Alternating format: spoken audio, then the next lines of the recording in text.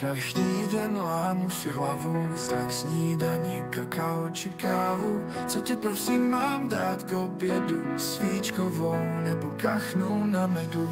Některé volby lehké, některé těžší, záleží na každém, jak moc to řeší. Lehké na skruzavce vybrat se směr dolů, těžší po základce vybrat střední školu.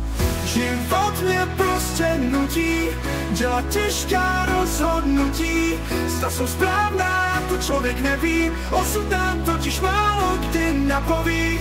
A i když je volba jen na nás, výsledek dokáže ukázat ten čas.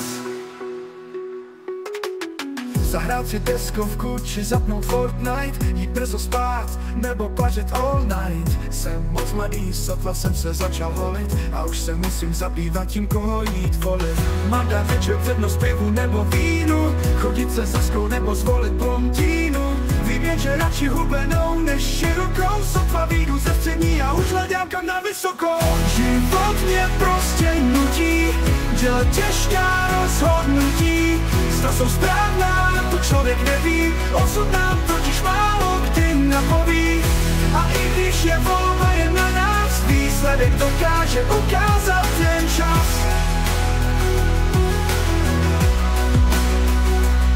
Vybírat si je těžké, není třeba to maskovat. Nevím, zda zůstat na vysoké či jít pracovat. Bohužel tohle fakt lehké není, co mám dělat, potřebuju znamení.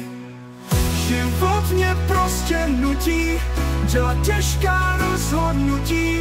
Zda jsou správná, to člověk neví, osud nám totiž málo kdy napoví. A i když je volba jen na nás, výsledek dokáže ukázat ten čas. Lidé v totalitě mají na volby jednoduchý návod, ale chci radši těžká rozhodnutí a svobodný národ. Kolikrát od přítele má rada stačí, ukažte mi prosím cestu, když jsem mladší.